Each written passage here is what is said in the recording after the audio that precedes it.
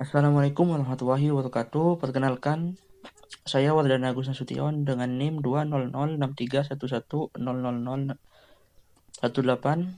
dari Program Studi Pendidikan Informatika Fakultas Ilmu Pendidikan Universitas Trunojoyo Madura. Saya membuat video ini untuk menyelesaikan tugas mata kuliah Teknik Animasi, yaitu tentang prinsip dasar animasi.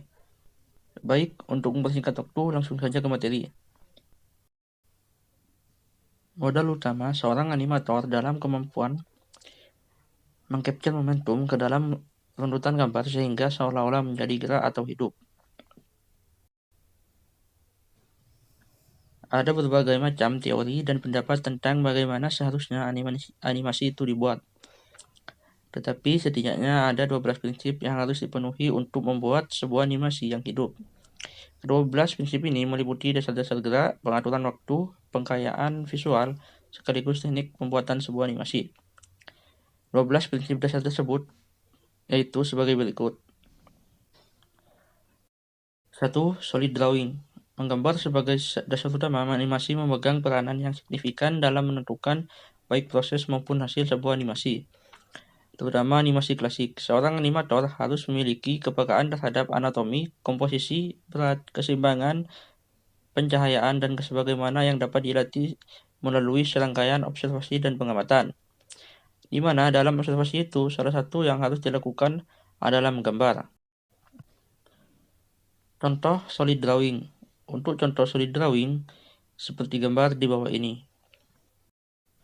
2. Timing and spacing. Grim Natwick, seorang animator Disney, pernah berkata, animasi adalah tentang timing dan spacing. Timing adalah tentang menentukan waktu kapan sebuah gerakan harus dilakukan, sementara spacing adalah tentang menentukan percepatan dan perlambatan dari bermacam-macam jenis gerak. Contoh timing dan spacing. Untuk contoh timing dan spacing, seperti gambar di bawah ini. 3. Squash and stretch. Squat and stretch adalah upaya penambahan efek lentur atau plastis pada objek atau figur sehingga seolah-olah menuai atau menyusut, sehingga memberikan efek gerak yang lebih hidup.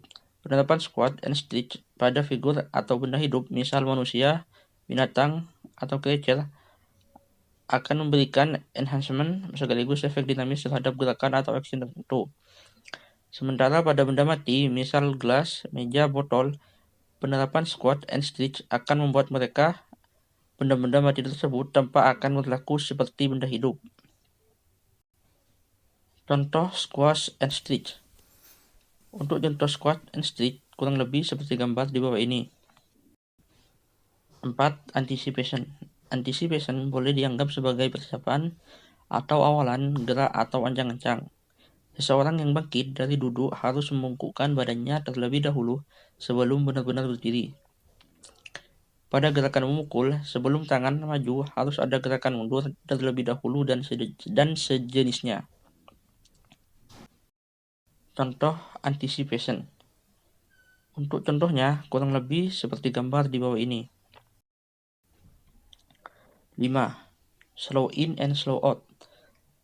Sama seperti spacing yang berbicara tentang akselerasi dan deselerasi, slow in dan slow out menegaskan kembali bahwa setiap gerakan memiliki percepatan dan perlambatan yang berbeda-beda. Slow in terjadi jika sebuah gerakan diawali secara lambat kemudian menjadi cepat, sementara slow out terjadi jika sebuah gerakan yang relatif cepat kemudian melambat. Contoh slow in and slow out. Untuk contohnya seperti gambar di bawah ini. 6. Arc. Arc adalah sistem pergerakan tubuh pada manusia, binatang, atau makhluk hidup lainnya bergerak mengikuti pola atau jalur atau maya. Hal ini memungkinkan mereka bergerak secara smooth dan lebih realistik, karena pergerakan mereka mengikuti suatu pola yang berbentuk lengkung, termasuk lingkaran, elips, atau parabola. Pola gerak semacam inilah yang tidak dimiliki oleh sistem pergerakan mekanik atau robotik yang cenderung patah-patah. Contoh arc. Untuk contoh arc kurang lebih seperti gambar di samping. 7. Secondary action. Secondary action adalah gerakan-gerakan tambahan yang dimaksudkan untuk memperkuat gerakan utama supaya sebuah animasi tampak lebih realistis. Secondary action tidak dimaksudkan untuk menjadi pusat perhatian sehingga mengaburkan atau mengalihkan perhatian dari gerakan utama. Kemunculannya lebih berfungsi memberikan emphasis untuk memperkuat gerakan utama. Contoh secondary action. Untuk contoh dari secondary action seperti gambar di bawah ini. 8. Follow through and overlapping action. Follow through adalah tentang bagian tubuh tertentu yang tetap bergerak meskipun seseorang telah berhenti bergerak. Misalnya rambut yang tetap bergerak sesaat setelah berhenti berlari. Overlapping action secara mudah bisa dianggap sebagai gerakan saling silang. Maksudnya adalah serangkaian gerakan yang saling mendahului atau overlapping. Pergerakan tangan dan kaki ketika berjalan bisa termasuk di dalamnya. Contoh follow through and overlapping action. Untuk contohnya seperti gambar di bawah ini. 9. Straight ahead action and pose to pose. Yang pertama adalah straight ahead action, yaitu membuat animasi dengan cara seorang animator menggambar satu persatu frame by frame dari awal sampai selesai seorang diri. Teknik ini memiliki kelebihan kualitas gambar yang konsisten karena dikerjakan oleh satu orang saja, tetapi memiliki kekurangan yaitu waktu pengerjaan yang relatif lama. Yang kedua adalah pose to pose, yaitu membuat animasi oleh seorang animator dengan cara menggambar hanya pada keyframe tertentu saja. Selanjutnya, in between atau interval antar keyframe digambar atau dilanjutkan oleh asisten atau animator lain. Cara yang kedua ini lebih cocok diterapkan dalam industri karena memiliki kelebihan waktu pengerjaan yang relatif lebih cepat karena melibatkan lebih banyak sumber daya. Contoh straight ahead action and pose to pose. Untuk contohnya kurang lebih seperti gambar di bawah ini. 10. Staging. Seperti halnya yang dikenal dalam film atau teater, staging dalam animasi juga meliputi bagaimana lingkungan dibuat untuk mendukung suasana atau mood yang ingin dicapai dalam sebagian atau keseluruhan scene. Contoh staging. Untuk contoh dari staging seperti gambar di samping. 11. Appeal. Appeal berkaitan dengan keseluruhan look atau gaya visual dalam animasi.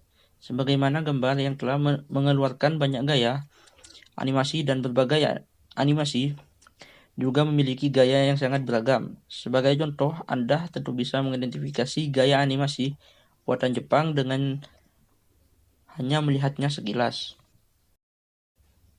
Contoh appeal. Untuk contoh appeal kurang lebih seperti gambar di samping. Yang terakhir atau yang ke-12 adalah exaggeration. Exaggeration adalah upaya untuk mendramatisir sebuah animasi dalam bentuk rekayasa gambar bersifat hiperbolik, dibuat untuk menampilkan ekstremitas ekspresi tertentu, dan lazimnya dibuat secara komedik.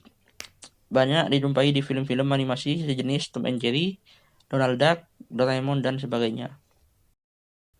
Contoh exaggeration. Untuk contoh exaggeration sendiri seperti gambar di bawah ini. Mungkin itu saja yang dapat saya sampaikan tentang prinsip dasar animasi. Kurang lebihnya mohon maaf. Wassalamualaikum warahmatullahi wabarakatuh.